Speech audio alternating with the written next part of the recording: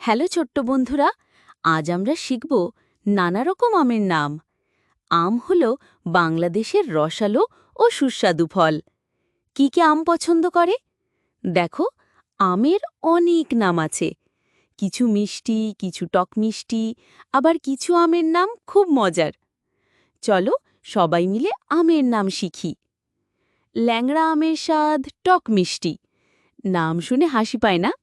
ল্যাংড়া মানে কিন্তু খোড়া, কিন্তু আমটা খুব সুস্বাদু। গোপাল ভোগ আম ছোট্ট আর গোল, গোপাল নামের মতোই মজার।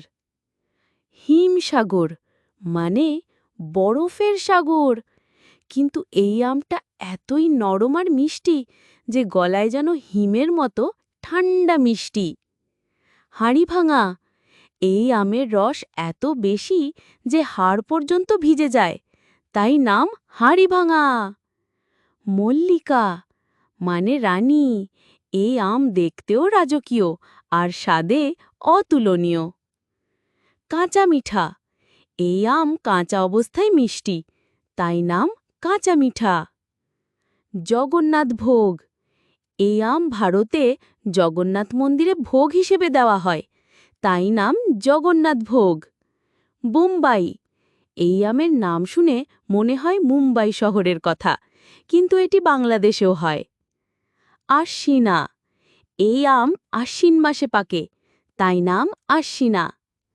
বারোমাসি, এই আম সারা বছর ধরে পাওয়া যায়, বারোমাসি মানেই সারা বছর। সিন্দুর টুকা, এই আমের গায়ে লাল রঙের ছোপ থাকে, যেন সিন্দুর পড়েছে। আম্রপালি, এটি একটি হাইব্রিড আম, খুব মিষ্টি আর সুগন্ধি। গোলাপ খাস, এই আমের গন্ধ গোলাপ ফুলের মতো, তাই নাম গোলাপ খাস। চোষা, এই আমের শাঁস চুষে খেতে হয়, তাই নাম চোষা। বউ সোহাগী, নামটা শুনে মজা লাগে না? জানি বৌমার মতো আদরের। রানী, এই আম দেখতে ছোট কিন্তু স্বাদে রানীর মতো। ফজলি আম খুব মিষ্টি আর রসালো, দেখতে একটু লম্বা আর হলুদ রঙের হয়। আজ আমরা কতগুলো আমের নাম শিখলাম?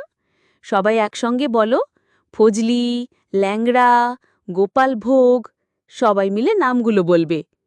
পরের বার আম খাবার সময় আমের নাম মনে রাখবে তো? আজকের মতো এখানেই শেষ। Bye bye.